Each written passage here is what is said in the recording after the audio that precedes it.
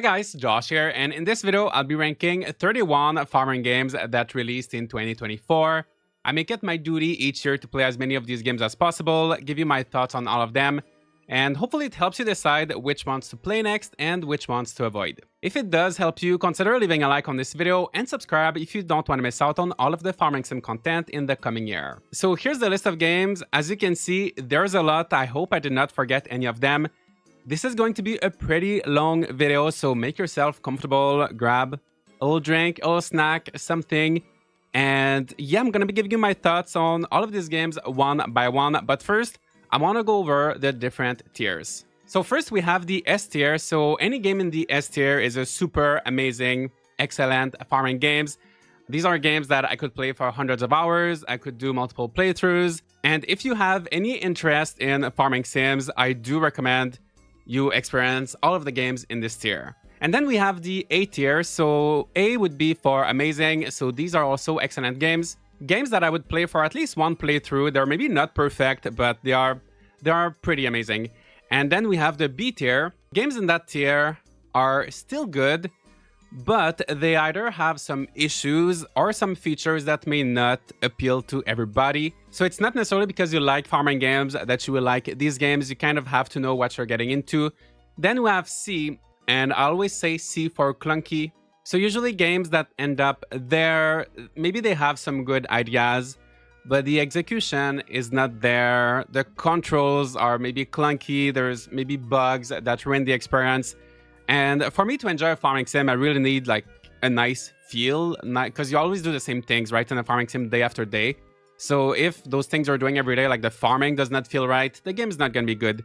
So C for clunky and D for disappointment, big disappointment. These games, maybe they have good ideas, maybe they don't even have good ideas, but they're overall just a disappointment, and I cannot recommend them in any way. Unless you get them for free, I really cannot recommend these games.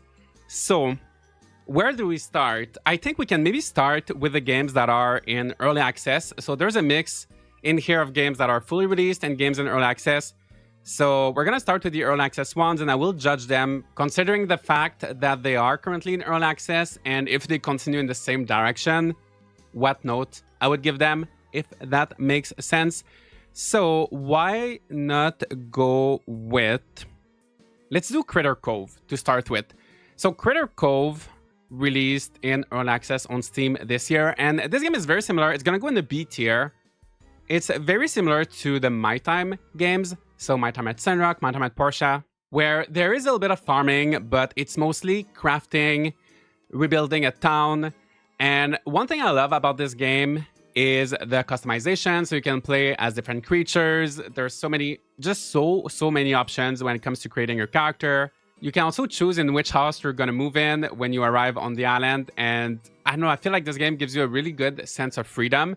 And there's also a bit of Legend of Zelda Wind Waker inspiration. So you have a little boat, you can explore different islands. So yeah, I just love the freedom, the exploration, the customization in this game.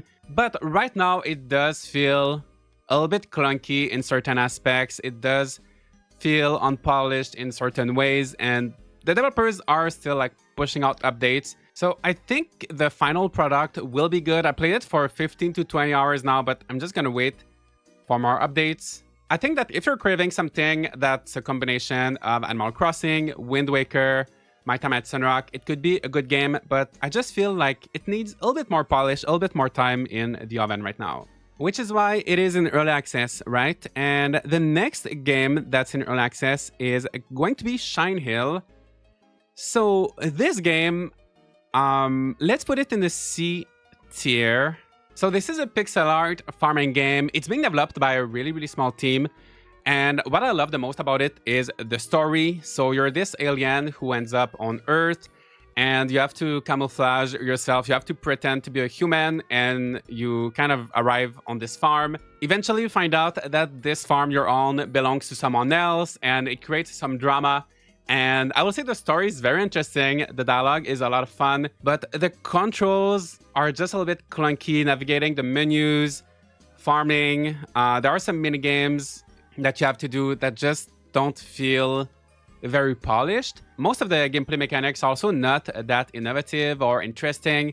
Really, the strong point with Shinehill is the story, but because the game is in early access, you won't necessarily be able to finish that story. So what I would recommend is maybe just wishlisting this game, waiting for it to fully release, and then if you're looking for a narrative-driven experience in the future when it comes out, then it might be worth having a look at. And hopefully by that time, they polish all of the little issues that the game has. Next, let's talk about Farm Together 2. This is also in early access. I'm gonna put it in the B tier. This is obviously the sequel to Farm Together. And the reason why I put it in the B tier is that these games are good. The quality is there. They feel nice. There are not like too many bugs. They look good. The controls are okay. But they just won't appeal to everybody. And personally, I can't really get into these games. They just feel a bit like mobile games. So you're gonna unlock like one type of crop. You're gonna plant that crop. And then you have to wait like, let's say 10 minutes or 15 minutes in real life. And then you're gonna harvest it, and then you unlock another type of crop and you plant it, and then you wait. It kind of feels like Farmville almost, or like those Facebook games or like mobile games in general. Farm Together 2, in comparison to Farm Together 1, there's a whole town area that you can visit with shops and people that are going to give you quests. When I played, I found that the town was a little bit empty, that it did not really add too much to the game. There's a multiplayer mode. There's a few new features with Farm Together 2, but I think if you liked Farm Together 1 and you want more of that, you will like it. But you gotta be ready for that kind of like grindy mobile experience, and it's just not for me. So don't go into this game expecting a farming sim. So it's not a bad game, but it's really not going to be for everyone. Another game that's not gonna be for everyone, actually this game is not gonna be for anyone, is Chill Town. So Chill Town released in early access this year, and this game it's in the D tier, and it has some good ideas. So I remember one of the first few things I experienced in this game is that you can send letters to like random players. You also have a lo-fi, you have like a music playlist, so you can listen to music in the game. There's also an idle mode where you're supposed to be like fishing automatically and like catch fish while you're listening to music in the background.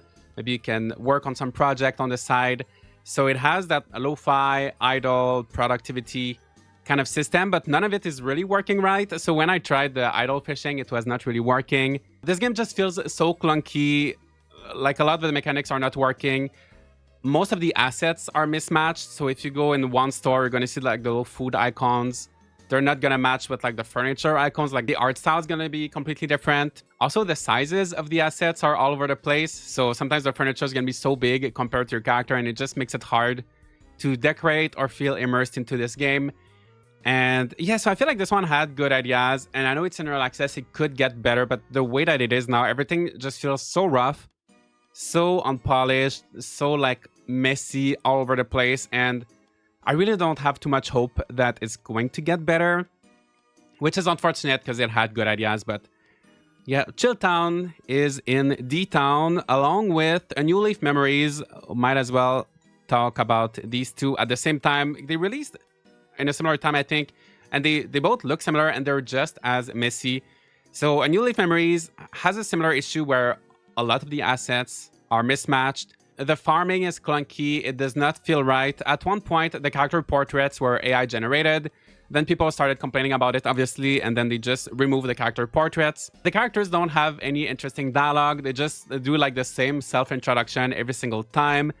The world is big, but there's absolutely nothing to explore. You just have like random wild animals running around very randomly. It's just such a mess, so unpolished, so unfinished. And once again, I know it's in early access, but I feel like it's so deep into the not good. I don't know if it can like go back up to a C tier or a B tier or better than that. And that's a shame because this game, they changed developers halfway through. And it was very promising at first when they first revealed the game. And then it went downhill, D for downhill. But now let's go up a little bit. Let's go up with... All right, let's talk about it. Fields of Mistria. This one is getting an S tier for me. And I'm going to say it right now. This year, not that many S tiers. It was a little bit of a disappointing year. Yes, we got so many games. A lot of them were not great. But Fields of Mistria is basically everything I want from a farming sim, almost. it really does feel as if the old Harvest Moon games were released today, if that makes sense. They really have that old school feel. Like there are not too many characters, but everyone stands out in their own way. They have very strong personalities. They are memorable. Also, the world is not too big, but time passes quickly. So if you like games like, well, Stardew Valley or Friends of Mineral Town, Harvest Moon 64, Harvest Moon SNES, those older games when you really had to do like time management, you're gonna get that in Fields of Mistria.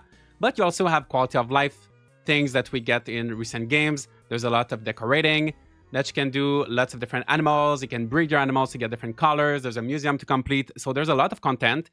And even though this game is in early access, I like the way that they did it, where, you know, sometimes you play a game in early access, you try to go in a building and, oh, you can't go there because of early access. You try to do a certain feature and they tease that feature, but, oh, you can't do it. Or, oh, there's a festival tomorrow. You go to the festival and, oh, sorry, the festival is not ready. In this game, they just hide from, like, you don't know what's not there. You don't really feel like stuff is missing. The only thing is that at a certain point, you will reach, for example, okay, your skill is level 45. You can't go more than that. The town level is like town 75. You can't, like, increase the town level more than that. You reach level 60 in the mines, is like, it's blocked. So you do hit a wall at a certain point, but you don't have too many gaps in the middle, like, as you're playing the game, if that makes sense, as you're progressing. So I feel like it's a good game to play in early access. Right now, I can safely say there's a good 30, 40 hours of content. I have over 60-something hours in this game.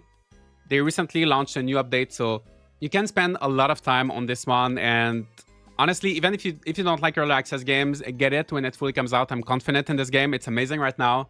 It's going to be even more amazing with the full release. So that's Fields of Mistria. And next, let's talk about Lightyear Frontier. So Lightyear Frontier, I'm going to place it. We don't have any games in the A tier, but this is not going to go in the A tier. It's going to go in the B tier. So this is a first-person farming game where... Actually, I think they just launched an update where there's like a better third-person mode right now. But you're in this mech. So you spend most of the game in this mech and you're on this planet. And you have to restore the ecosystem. You gather materials. And you have different tools with your mech that you can use for farming. As you gather materials, you can upgrade your mech and reach new biomes, gather more materials. And I had a really good time. It's such a beautiful game. I love how it feels when you're inside your mech in first person and it's raining and you see the water on your windshield. Such a small thing, but it's such a beautiful game. And it feels nice, but I don't know, I played it for like 15 hours and then I was just not too sure what to do next. Like, you can decorate, but because you're in this mech, you're either in the mech where like everything is like all the furniture, everything looks so small, or outside of your mech and then everything looks so big in comparison. So I find it really hard to decorate because the scale always changes depending on whether or not you're in your mech. I know they keep updating this game, so I think it's good. It's not going to be for everybody because it's really not your typical farming sim. It does have multiplayer, so you can play with up to 3 friends, 4 players in total.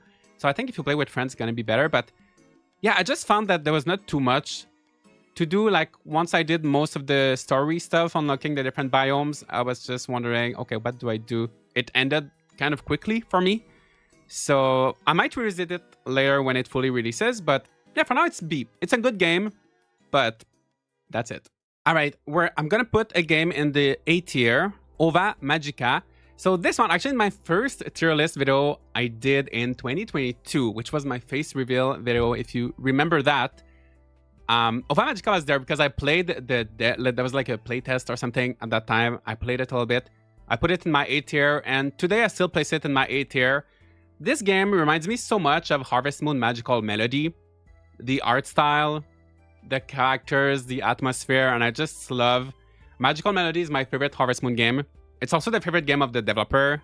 This game was made by Claudia, a solo developer, and she's been working so hard on this game. I did chat with her for an episode of the Gaming Garden podcast. I will put a link to that in the description if you want to know more about the development of this game. I also did an episode with the Critter Cove developers, Sunnyside developers.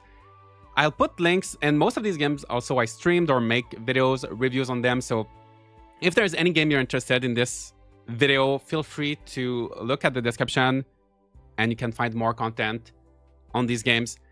But yeah, so Ova Magica just has that kind of old school vibe, and it's very colorful. It's very nice. And you can tame creatures. You have blobs. So it's kind of a mix of Harvest Moon and Pokemon. So you collect these different blobs, and they can also help you on your farm. There is this turn-based combat system. One thing that some people don't like about this game is that the colors are too saturated.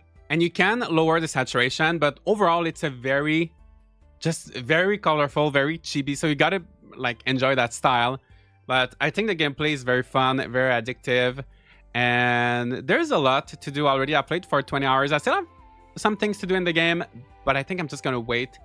I'm gonna wait a little bit more, but I just love how you can really sense how much love was poured into this project. I can't wait to play it more. Yeah, Ova Magica is great.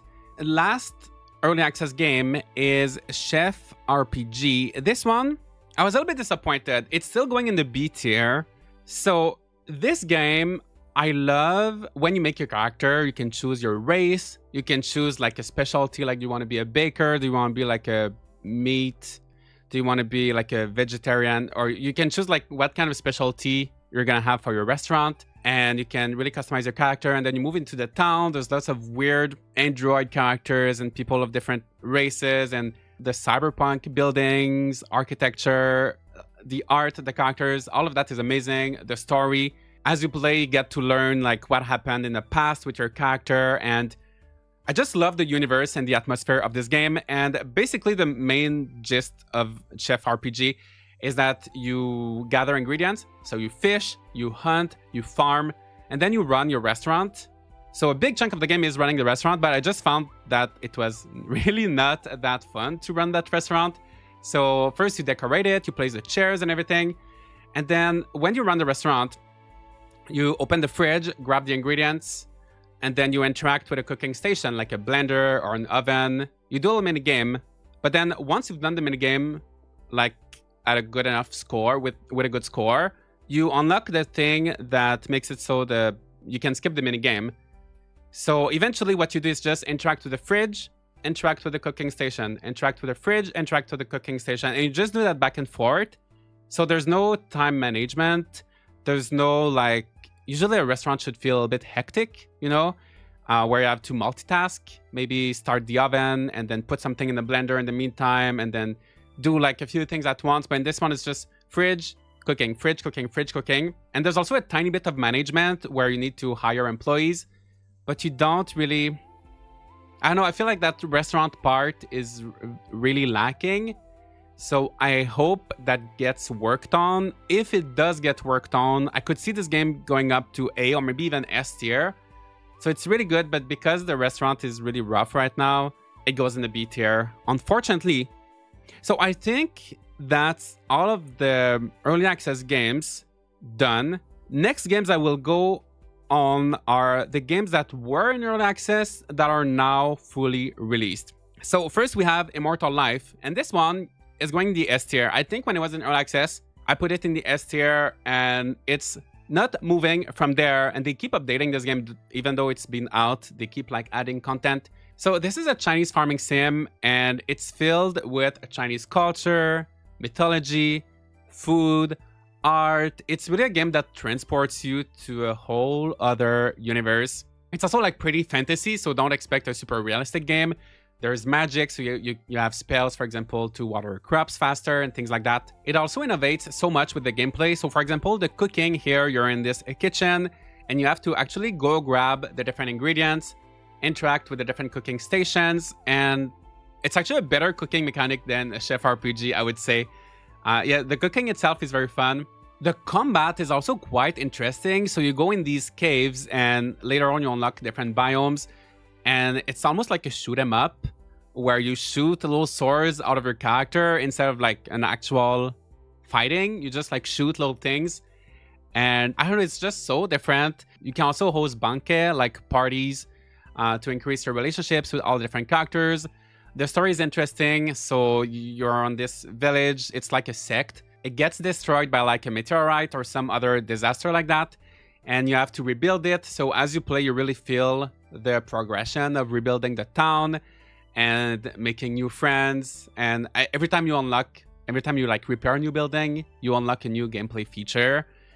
And it just feels like there's so much to do in this game. My only complaint is that at the end, I did not finish the story because it does get very grindy. You have to grow these like magical crops, and it just takes so long. It's kind of annoying at the end, but I still played it for over 80 hours, so I don't regret anything.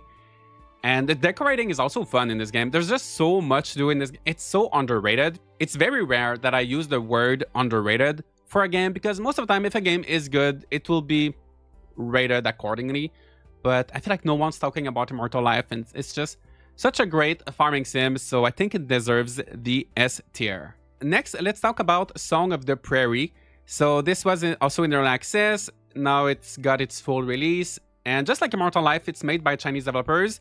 It does have some Chinese influence in it, but it's mostly just a generic. It doesn't really feel Chinese, it feels generic, but the dialogue is translated very roughly. I don't know if it's a human that translated the text here or a machine, but sometimes it kind of makes the game funny in a way. Like the text is so bad that it's good, and sometimes you don't know if the characters are kind of like sarcastic or if they're just, sometimes some things are over the top. It's a little bit weird. This game is weird. It is really weird, but it's fine too.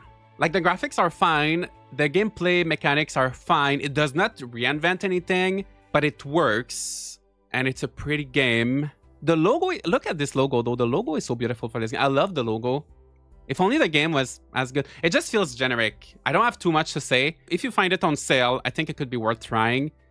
But if it's not on sale, I would not necessarily recommend getting it full price. The next game that was also in early access that got a full release is Orange Season, and to no one's surprise, this is going in the D tier. Unfortunately, this game was in early access for so many years, and similarly, there's definitely a pattern. Just like A New Leaf Memories, it started with a team, and then the team changed. And then they also changed the game engine. So it's like a whole roller coaster, the development of this game. So many ups and downs, and it just ended up D for disaster, let's say. It looks cute. The art style is great. Whichever pixel artist, whoever worked on this for the art, it's really beautiful. But the gameplay, like the farming, just planting and watering your crops, is so tedious, difficult, does not feel right. There's not many like animations. It just doesn't feel right. There's no like feel when you're doing anything. And one of the first quests in this game is to meet all of the characters. And that is so hard. You can't do any other quest until you met everybody. And there is a map in this game, but you can't really see precisely where people are. So it's just such a pain trying to meet everyone. The characters are so weird as well. Like everybody, this game makes you hate everybody. I definitely recommend you watch my video titled I Played Orange Season so you don't have to. So you can experience it without having to buy it, because the dialogue, everybody's just so weird. Even your main character gets offended by everything, and everybody's like angry. Everybody's like plotting something.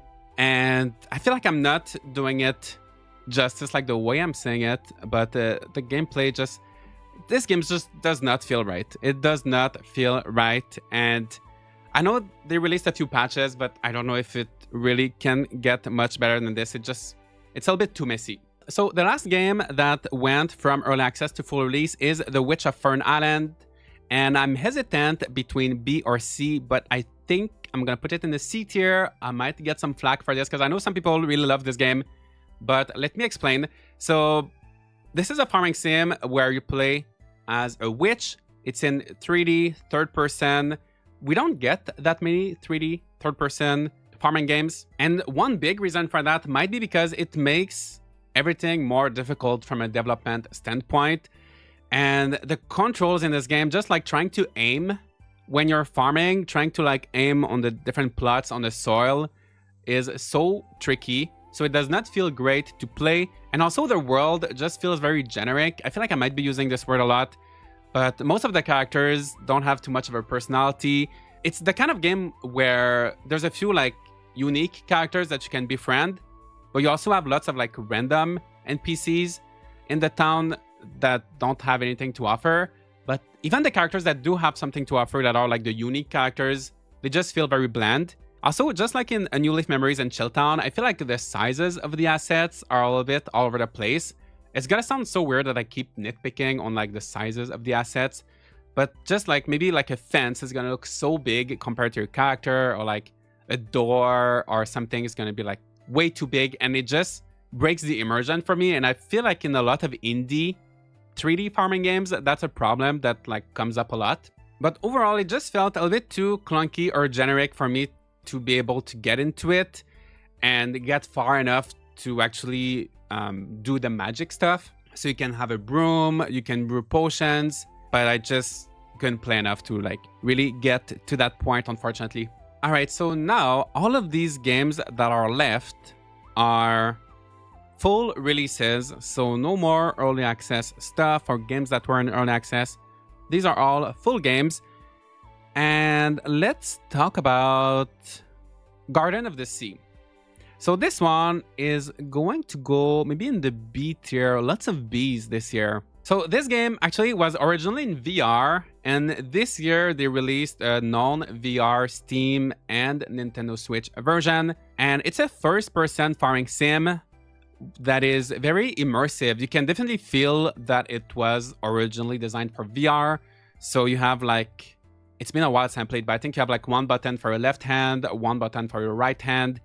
And whenever you do something, you have to like actually go grab your watering can and like really water. You can interact with things like you have a little camera, you can take pictures, and then you can grab the actual picture, grab the little photo, and you can pin it on the wall on like a little bulletin board or something like that. When you grab your seeds, you're gonna go on your shelf, grab the seeds from the shelf. If you go in a store, you're gonna grab your money, put the money in on the counter. So it's very, very immersive. I would say if you have access to a VR kit, if you have the equipment for it, go for the VR version, because I've not played the VR version, but I can tell like it was designed for that first. But even without the VR, I played the regular Steam version and I had so much fun as well. It's a little bit basic in terms of gameplay. So you go to different islands, you have a little ship, a little boat that you can control, and you're gonna solve puzzles and gather materials on these islands. And then you have a main island where you can grow crops, you can decorate. It's very fun, it's very cute, but there's really not too much to the gameplay. It's more if you want a little alternate universe to relax, grow your crops, chill, do some fishing, but don't expect like too much gameplay. And I think you can finish the story like maybe 10 hours or so. It's a pretty short game, but just for the immersive factor, I think it's very unique, but it's not going to be for everyone. And that is why I put it in the B tier, but it's very like a good quality game. Like there's no bugs or clunkiness. Like it feels really nice. Speaking of feels very nice, let's talk about a game that does not feel very nice. Garden Witch Life. So this one, I could have put it, it's better than all of these games in the D tier, so I'm putting it into C. And so in this game, you play as a witch. You got laid off from your job. You arrive on this floating island, and there's this lady at the cafe. She's trying to comfort you, give you some life advice. And at first I was like, okay, the story seems interesting. It's touching. It's fascinating. And the art style was cute. So I was really into it. But then the story did not continue being interesting. There was really not too much that happened after that. Most of the characters did not have anything interesting to say. And this game is just a big C for clunky. So many bugs, so many inconsistencies, so many game mechanics that are not explained well or that just don't feel right. So for example, when you plant your crops, in this game, there is no grid for farming. So you just kind of plant your crops freely. And it doesn't really tell you if you need to leave a certain distance between your crops. And like same when you water, it's just like a free watering, and it's hard to tell when your crop is watered properly. Same when you put fertilizer, it just puts like a little patch of fertilizer and you're like, okay, is the fertilizer working or not? Is my water working or not? Did I plant my crops properly or not? You never really know if you're doing anything right. And it just feels very messy. I feel like I keep repeating myself, but a lot of games this year feel messy. And when you have games that feel great, like all the games in the S tier, A tier, B tier, it's hard to justify a game that does not feel right. And I know that they are updating this game, but it's a full release. So when I play the full release, I expect it to be a full release from day one, right? And so it might get slightly better in the future, but right now it is very rough. I also feel like Garden Witch Life does not do a great job at showcasing its unique features. So I know that eventually you can unlock spells, you can do magic since you're a witch, maybe you can craft potions and things like that, but in the few hours that I've played, I've not seen any of it. And, you know, in other games that have spells, like in Fields of Mistria, you can unlock spells pretty quickly. Sunhaven, you'll also unlock spells pretty quickly. So for a game called Garden Witch Life, you would think that pretty early on you would see that magic, but there's not too much magic in this game, both literally and figuratively. Yeah. All right, now let's go with something completely different, Farming Simulator 25. So I play so many farming games every year, but a Farming Simulator is so different than all of them because it's a realistic modern farming sim. So if you want to know what farming in 2025, I guess, is like in real life for most people, you can check out Farming Simulator 25. So you drive different tractors, you need to like save money to acquire different equipment, and like each type of crop will require different equipment. And a big chunk of your time in this game is really just sitting in your tractor and working on your fields. It's very relaxing. It's a good game, I think, if you want to listen to a podcast or watch some videos. A game that does not necessarily require all of your attention. It's kind of, I want to say meditative, but like you don't have to think too much. You can just kind of play mindlessly. It's very fun. It's very different. You also get to manage your business, so you can eventually hire people to work on some of the fields for you. You can do contracts for other companies, and you buy more land, you expand your farming empire. One thing with this series is that it's very incremental, almost like an iPhone, where like from Farming Simulator 22 to Farming Simulator 25, there's not too many differences. You have improved graphics, improved physics. They did add an Eastern Asian region for the first time where you can farm rice and things like that. So there is now a European region, European map, American map, Asian map. But overall, the game is not that different from previous farming simulator games. So I would say if you're just getting into the series now, might as well start with this one. If you already have, let's say, Farming Simulator 22 and you play it from time to time and you're okay with it, then it's not necessarily worth the upgrade. And if you're huge a Farming Simulator fan, you played for thousands and thousands of hours on Farming Simulator 22, well, you've probably upgraded already. You already know what you're getting into. But yeah, so don't expect too much different from previous games in a similar way to Farm Together, right? So it's more of the same thing. I will say also there's a pretty big learning curve with this game. There are so many different controls, so many different mechanics and things that are not always explained by the game. So what I would recommend is to watch some tutorials online. Just look up Farming Simulator 25, beginner guides, and you will see so many videos from content creators who like focus on this game and know everything you need to know about this game. So yeah, make sure you watch a few videos before you get into this one. So we have 14 games left right now. I think what I'm going to do is place a few games in the D tier, games that I don't want to spend too much time on. And they're going to be in the D tier to no one's surprise. So we have Brocula, Dreamland, Nightmare Farm, and Oriental Valley. And I think nothing else is going to go in the D tier. So Brocula is a farming sim where you play as a vampire. And it's just, the controls are so clunky. There are so many bugs. You do these mini games, so you find part-time jobs to make money to repair your castle. And these part-time jobs, there's like a garage, there's a coffee shop, there's a restaurant, and they're so tedious. So for example, the one at the coffee shop, everything is done through menus. So you have to make a coffee, you have to interact with the beans. There's a menu where you can grab the coffee beans, and then there's a menu to grind the coffee beans, and then there's a menu to like grab a cup and like put the water in the cup. Everything is done through like the same crafting menus, and it's just so convoluted, so tedious. It does not feel fun in any way. And the coffee mini game is like 10 minutes long. The restaurant mini game is 15 minutes long. So they're all super long, tedious. It's just not a fun time. The farming is the same thing. It's also done through a menu. So every time you want to plant a crop, click on the soil, open the menu, select the seed. It's just way too much. It's not great. Next, we have Dreamland Farm. This one is on the Nintendo Switch. And at first, I thought it was going to be very similar to Sprout Valley, where it's like a very cheap but simple, casual farming sim. But it just does not feel nearly as good to play.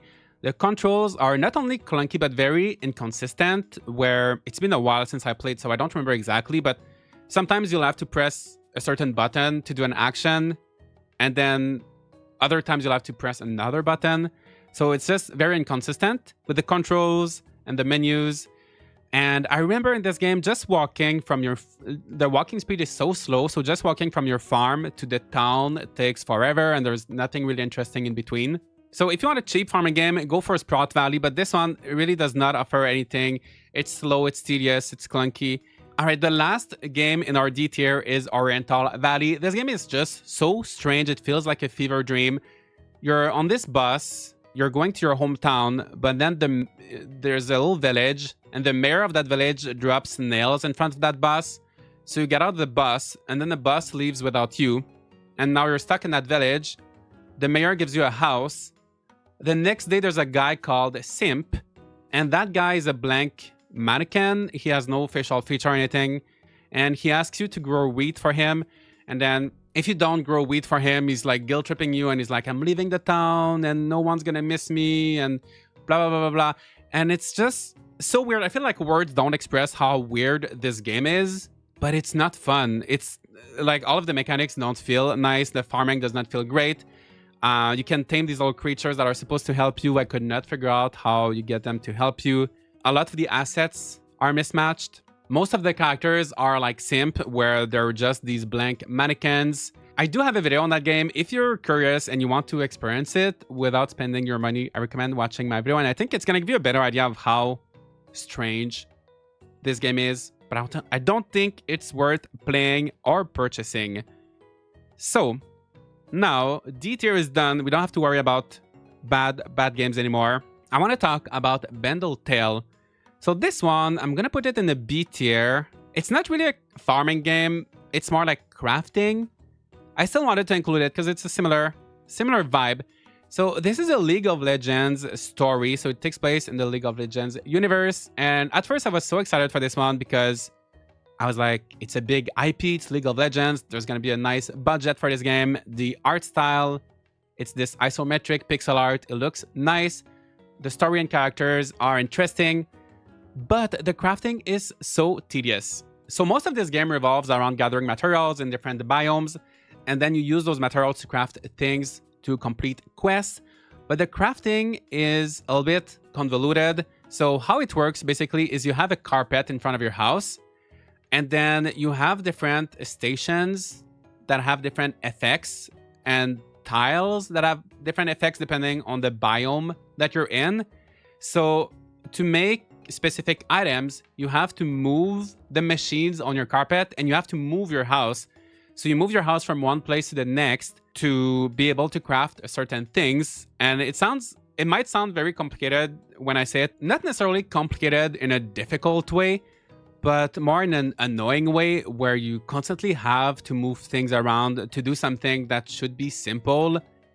And I feel like that really ruined the game, the way that they just made the crafting so convoluted. I think that if you're a big League of Legends fan and you just want to spend more time in that universe, learn more about the characters, then it could be worth playing. If you like long crafting chains and the crafting mechanic that I explained to you right now sounds interesting, it could be a game for you. I know that some people actually do enjoy it. I have a review on my channel if you want to know more in depth.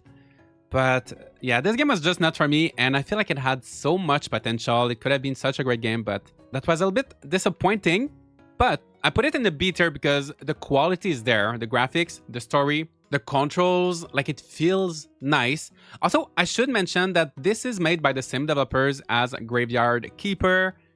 Graveyard Keeper also had that little bit of some things were more complicated than they could have been, and some things were a bit more grindier than they could have been. So if you did not like Graveyard Keeper, you might not enjoy this one. But also, I liked Graveyard Keeper, but I didn't like this one. But it's just one thing to keep in mind, they're the same developers. So next, let's talk about Eastward Octopia. I feel like this is a game people have forgotten about. So for this one, you do need to have the base game, Eastward, in order to play it. But the Octopia DLC is a separate mode. It's its own kind of like standalone farming sim story. I think it takes place after the main story, but even if you've not played the main story, the base game, you can totally enjoy the DLC. I've only played like a few hours of the base game and had a blast with Octopia. So, and it's about 20 hours of content, I want to say. And it's a pretty standard farming sim. So you're going to farm, fish, take care of animals. Gradually, you're going to upgrade your tools. And a big part too is that you're upgrading the town. The only thing is I felt like the town was not getting upgraded as much as I was hoping at first. I wanted to see more stores, more upgrades, maybe options to actually decorate the town. There's not too much of that. But the text, the dialogue, the writing was good. The controls were great. And it just felt like a very nice, classic farming sim experience. I think if you already have the base game and you love farming sims, might as well play Octopia. If you're not sure, I do have a review on my channel where I go into more details. Obviously, for this video, I gotta give you just a very quick overview because there are so many games. But I remember having a great time with Octopia. Next, I want to talk about Sunnyside. This one is gonna get a C, unfortunately. So this is a game, a farming sim that's in 3D, third person, kind of like The Witch of Fern Island. And it takes place in a fictional Japan, so it has a lot of Japanese culture. It also brings in a lot of modern features. For example, you have a smartphone that you can use to invite characters on dates. You can order seeds online and other items. You can look at the weather. So many things are done through the smartphone. You also have vehicles. So there's like a bicycle and a scooter that you can ride around. There's a hose to water crops. So I just love the technology that they brought into this game, and they're really trying to reinvent the farming sim genre. But what I did not like too much with Sunnyside was just how the game felt very heavy or slow. I don't know if it's the physics or just the way you're walking around. And also the world is very big. Even with the vehicle, it feels like everything is far away. And I get that in one way they wanted to make it feel like the countryside, but it makes it feel more tedious than anything else. I think when you make a game, you have to compromise between making something realistic and making something fun.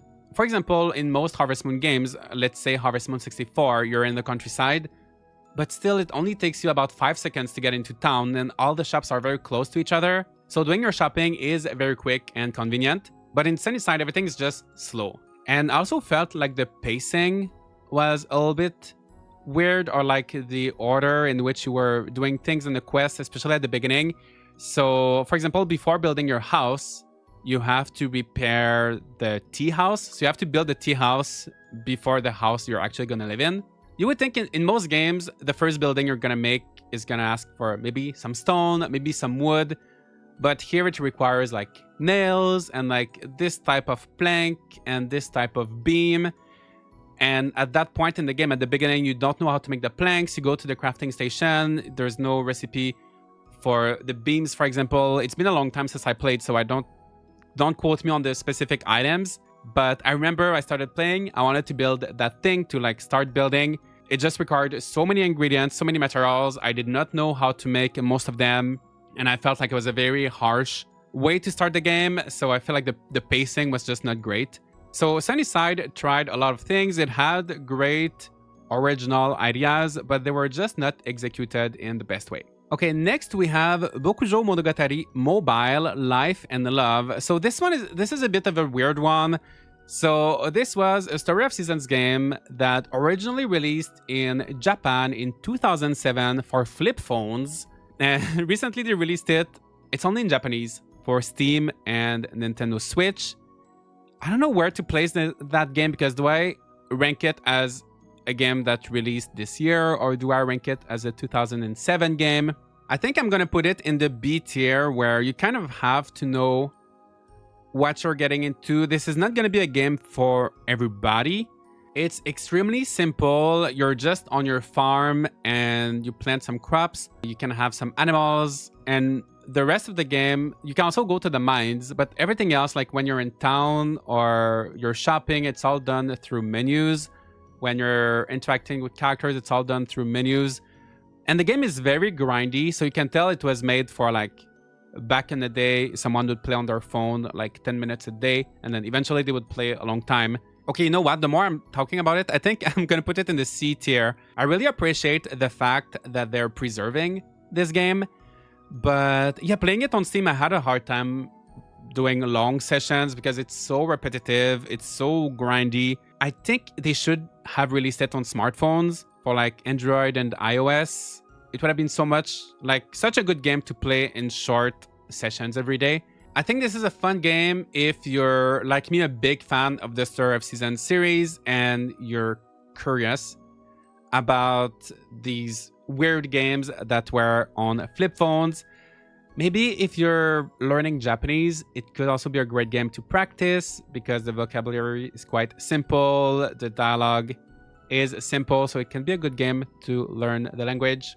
But like as a game in 2024 to play it on your PC or Switch, I don't think I can recommend it to most people. It's gonna appeal to a very niche type of players. While we're on the topic of mobile games, let's talk about Harvest Moon Home Sweet Home. This is the newest game from Natsume, who now owns the Harvest Moon name. Their game before that was Harvest Moon The Winds of Antos. Home Sweet Home reuses a lot of the assets and mechanics from The Winds of Antos, but it is for Android and iOS. It's also on a much smaller scale. So one big thing with The Winds of Antos was that you had this huge open world with different towns. You would move your farm from one town to the other. The world was also kind of empty. I didn't like Winds of Antos too much. I did not like the world. I did not like the idea of moving your farm. So in one way, I like Home Sweet Home more because the map is much smaller. You just have your one single farm, and as a result, it feels like everything's a little bit more polished. There's more detail in the environments, and it's just less tedious to do your daily tasks. You can do everything in a small area. And at first I had a good time playing this game, but the more I played, the more I saw how the characters were very shallow. First of all, they all look almost the same, but they don't have too much personality. The farming gets really grindy. The mining is a little bit annoying because you have these boulders falling on you all the time. And even if you touch your screen to like get away from these boulders, they're really hard to avoid. So you get hit all the time. It's a little bit frustrating. I do have a review of this game as well on my channel. And I think that if you liked The Winds of Antos, you're craving for an experience that's very similar and you don't mind it being on a smaller scale, then you will like Home Sweet Home. If you did not like The Winds of Antos, you did not like the farming in that game, you did not like the mining, their characters, it's going to be almost the same, but on a smaller scale. So just keep that in mind. Honestly, I would love to see one day a very good mobile farming game. One thing that's great with this one is actually it's a one-time purchase. So it's just like a normal game. There's no microtransactions. So I think that's one thing too. If you want a farming game on your phone, that's an option. But I would love to see one day like a really good farming game. I know there's Stardew Valley, but the controls are like a game designed for mobile. I want to see that. Next, let's talk about Farmagia. So this one, there's so many games in our B tier, right? This is the year of the bees. There's so many bees. Okay, so Farmagia, you know what? Okay, I'm gonna put it in the C. I'm gonna give it a C+. So C is not for clunky in this case. because the game looks great, feels great, so there is a quality there. It's not really a farming sim. There's a little bit of farming, so you're gonna farm these creatures, these monsters, and then you're gonna go into dungeons with these monsters and you're gonna fight. It's almost like a mix of Pikmin and Dynasty Warriors. So each enemy is gonna be weak to a certain type of monster, so you're gonna have to click the right button to send the best monsters to fight that one. And there's always so much happening on the screen at all times, which gives you that Dynasty Warriors kind of chaotic, hectic feeling. But unfortunately, the dungeons are not that great to explore because there's no... They call them mazes, but they're not really mazes. They're just like you go in one square room, and then once you're done with the room, you can choose, okay, next do you want to go in a room where you're going to get power-ups, or do you want to go in a room where you're going to get more items? And then it's going to be another square room. So you just do rooms like that, and then there's a boss. And then you go back to the menu, and in the menu, you can go to different shops where you can buy, for example, treats to train your monsters, to increase your monsters' stats. All of this is done through menus. And you can also advance the story. So the story is all in this kind of visual novel style where you see the characters talking. It's voiceover, but there's no animations. It's just you're looking at the text and the character sprites. At first, I was invested into the story, and then I started just skipping the story. If you like visual novels, and if you like Hiro Mashima, who's the character designer and illustrator for this game, he's known for the Fairy Tale series, and also I know that he's always kind of doing the same characters. So if you like his style and stories and characters, you might want to look into this one. It's really hard to rank because the quality is there, but it's really not going to be a game for everybody. And I was really hoping for a little bit more. But because it's not like buggy or clunky or like problematic, I'm going to put it in the B tier. So similarly with Luma Island, this is a game in which I was also a little bit disappointed, but I'm going to put it in A because the quality is there. I know a lot of people are loving this game. I have some issues with it. I had a look at my tier list video of last year, 2023. Feel free to watch that as well. Last year, Fae Farm released, and I put Fae Farm in the A tier, so I thought I should put Luma Island in the same one. And that's because these two games feel so similar to me. They look great. Luma Island looks amazing. It has this very nostalgic retro vibe to it. The controls are smooth and responsive. What I like the most about this game is the exploration. So you have different biomes and temples where you have to solve puzzles, and you have like treasures everywhere, and it's just so fun to like activate some switches and unlock a little treasure chest, or chop some tree and find like a secret passage behind it. It's so addictive, and I love the quality of life features that this game has. For example, there's no limit for your inventory, so as you're out, you're just gathering everything. You don't have to worry, everything fits in your inventory. So that's amazing, and this contributes to the fact that it's a very mindless game. You can just play, keep progressing without like having to worry about anything, without having to think or strategize. You just keep playing, and you're making progress, and you're always like unlocking one next thing. And now you might be wondering, okay, so what's the problem? This sounds like a great game. For me, the problem is once you start like really thinking about the game, it's just so shallow. For example, you have different professions such as blacksmith, chef, treasure hunter, and initially I thought that each profession would provide something unique. For example, the chef would make food to give you buffs, the blacksmith could make better weapons or armors and things like that. But actually in the end, everything you make with the professions is only sold for money. So the blacksmith is going to make metal items to sell for profit. The chef is going to make dishes that you can't eat, you just sell for profit. And all of the professions are like this. So it makes it feel like the professions don't really matter. And to me, that is such a big missed opportunity. And that's not the only area where the game is shallow. Also, when you explore different biomes, it's always the same items. So in the first biome, you have like farm mushroom, farm berries, farm wood, farm stone. And then the second biome, you have forest mushroom, forest berries, forest wood, forest stone. So it feels like you're always gathering just slightly better versions of the same items to craft slightly better things to sell for a little bit more money.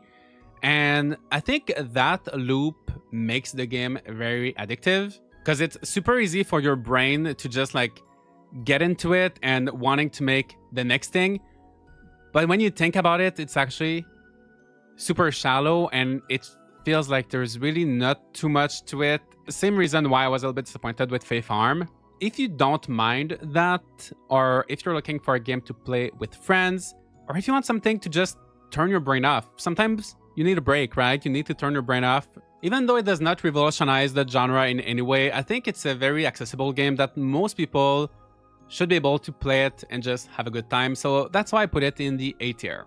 Next, we have Ninano Dream Ranch. This is a small game. It was made by, I believe, a solo developer. It released a few months ago. I played it for 1 month. I had a good time, but it does have some flaws.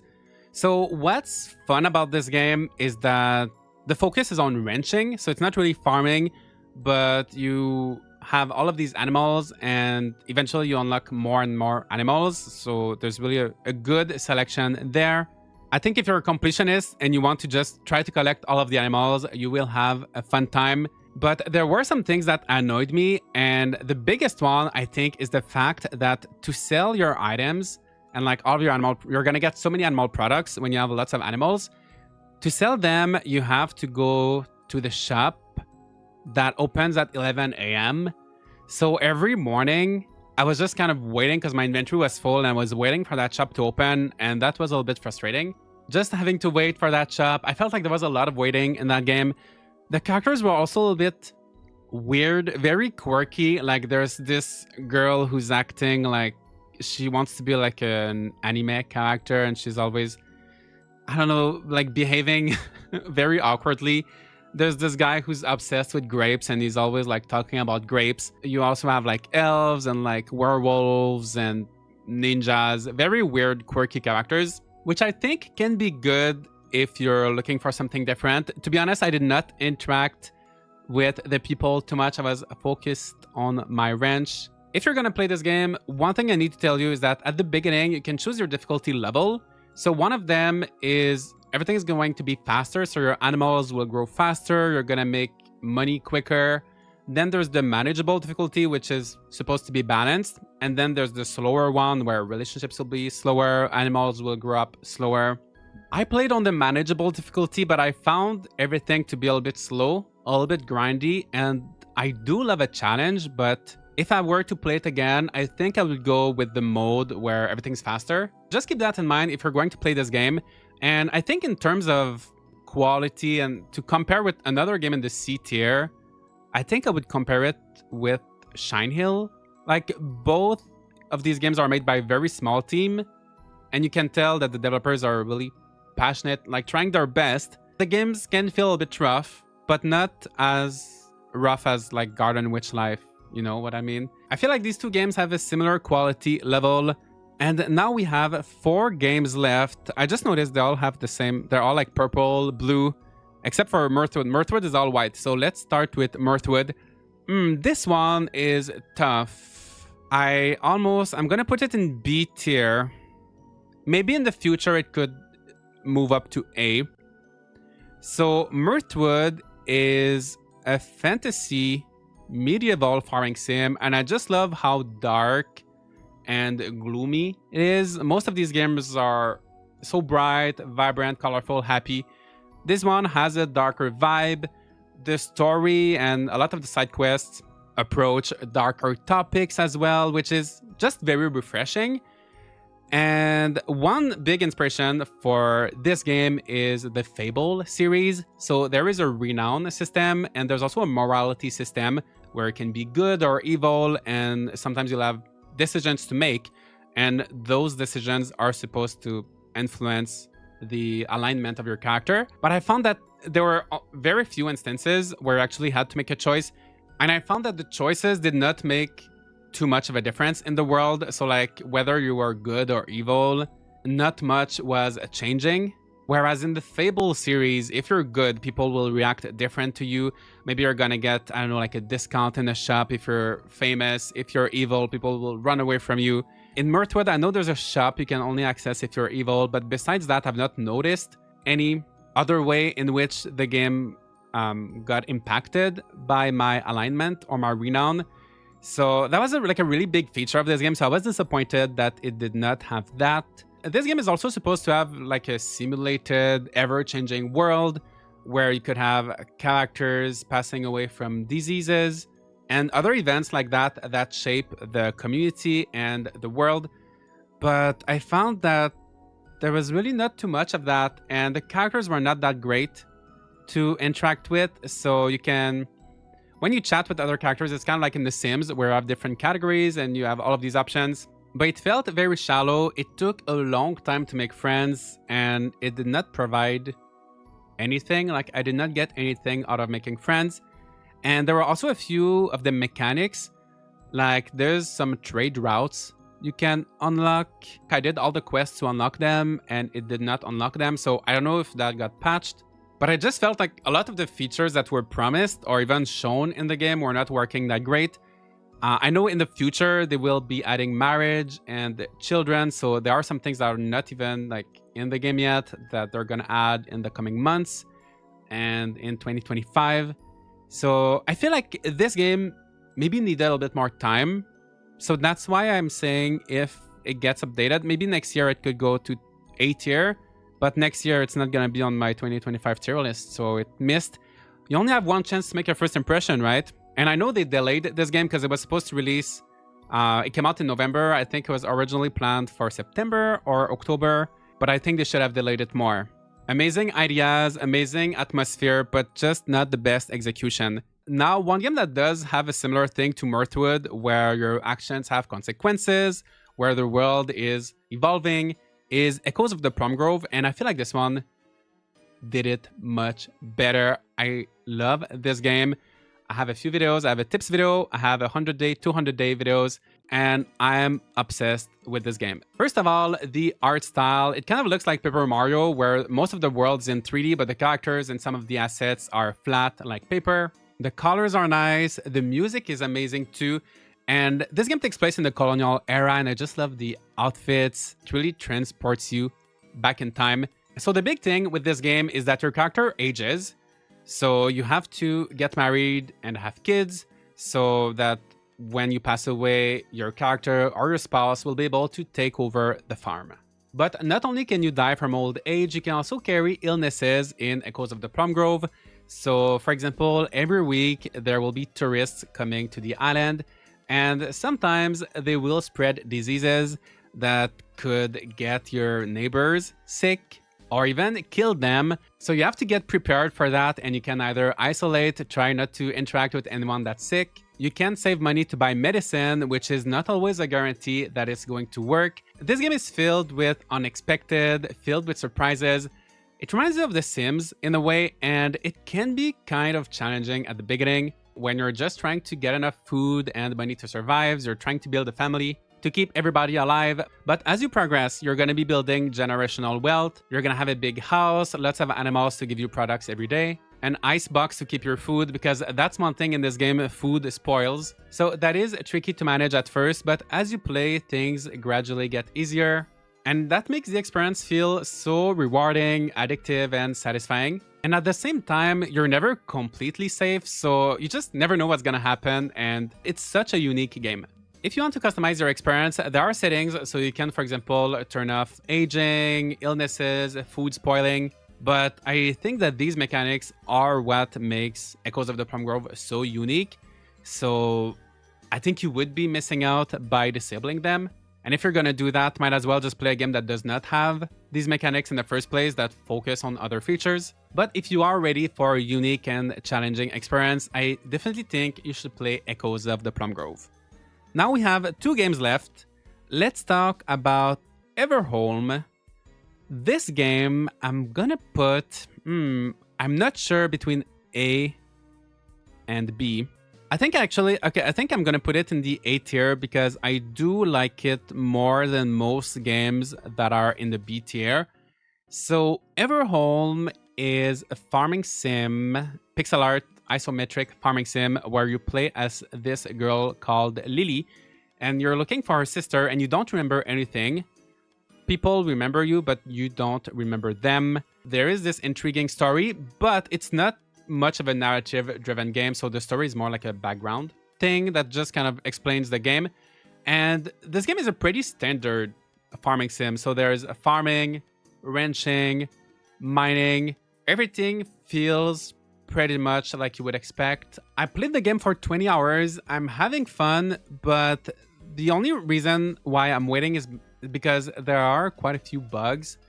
So the developers have been putting out patches, making the game a little bit better, working on the bugs. I'm also having some issues with the combat. I don't mind having combat in my farming games, and I know you unlock better weapons and like spells later on, but just the little weapon you have at the beginning, the range is so short, it's really hard to hit enemies without getting hit. So I want them to make some adjustments to that. The festivals are fun. There's one festival per season, I believe, right now, and they have all of these minigames, so they're fun. But it's not a lot of festivals. I don't know, it's a fun game, nice art style, but there's not too much to make it. I played it like last month, and I feel like I don't remember anything already. You know what? I think it's gonna go in the B tier. It's in the same boat as Mirthwood, where it has potential, but just because it has issues right now, and the developers are still working on it, even though it's a full release, it's not early access. But they're still like working on it, adding things, fixing things. I feel like if you want a classic farming sim formula, Eastward Octopia or Ova Magica are better options. So that's why those guys are in the A tier and Everholm's in B. Obviously, Fields of Mistria if you want like a classic standard formula. Also an amazing option. And lastly, we have little known Galaxy. And this one actually I'm going to put in the A tier. So in this farming sim, you're on a spaceship. So most of your time is on that spaceship. Your actual farm is just one of the floors where you can have like little planters and little crafting stations and machines. And then you have like one floor of the ship. It's a really huge ship. There's like one floor for shopping. One floor is more like a residential area. There's like 5 or 6 different floors like this. So it feels like a town, and the characters are all very fun. The art style is amazing. And you can also stop on different little planets. And the planets are kind of like the mines in any other farming game. So you dig for resources, you go from like one floor to the next.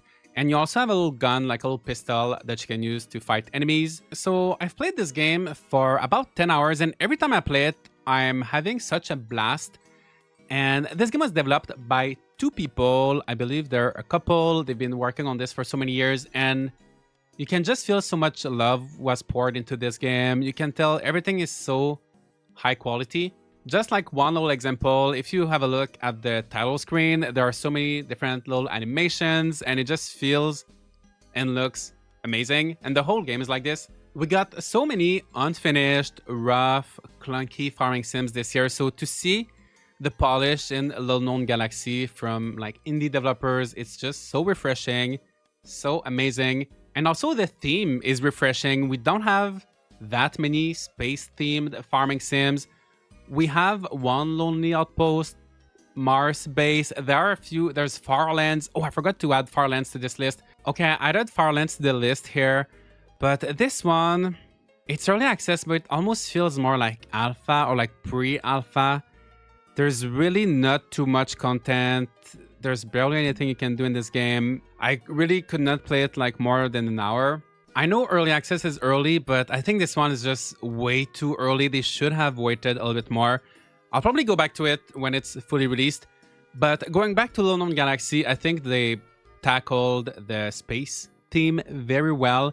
And honestly, the only reason why it's not in the S tier is because I've only played it for about 10 hours. So I don't know if maybe 20 hours in, I'm gonna say, okay, this game is a little bit too grindy. Okay, actually the characters are a little bit more shallow than I thought. Like, I don't know if I'm gonna change my mind by playing it more. So I wanna play it safe, put it in the A tier. I can confidently say it's a good indie farming sim. I would compare it to like Roots of Pacha, where it's like the classic farming sim formula, but in a completely different setting. And they really play with that setting and universe to make the game stand out. Yeah, Little Known Galaxy is an amazing game, and this is my tier list of all of the farming games that released in 2024 that I played. I really hope I did not forget any game. I play so many farming sims every year, so hopefully everything is there. And hopefully this was helpful to you in deciding what to play or avoid next. And I would love to know, what is your tier list? You don't have to tell me all of the games you've played, but let me know some of your favorite games of 2024, some of your biggest disappointments. For me, I feel like overall 2024 was not a bad year. We did get some great games, but for example, Fields of Mistria and Ova Magica are still in early access. Immortal Life just came out of early access, so it's not completely new. Other games either did not do enough to stand out or were lacking in terms of quality. I think Echoes of the Plum Grove is really the big game for me this year. I feel like it tried to do so many new things, and I have so many amazing memories of playing that one. So I will, that's the game I will remember the most out of 2024. But I think 2025 should be better. We're going to be getting a new Rune Factory game, most likely a new Story of Seasons as well, the next Fantasy Life. So if you want to know what to expect from next year, feel free to watch this video of my 10 most anticipated farming games of 2025. Leave a like and subscribe for more content like this if you don't want to miss out on anything related to farming games, and I'll see you all in the next video.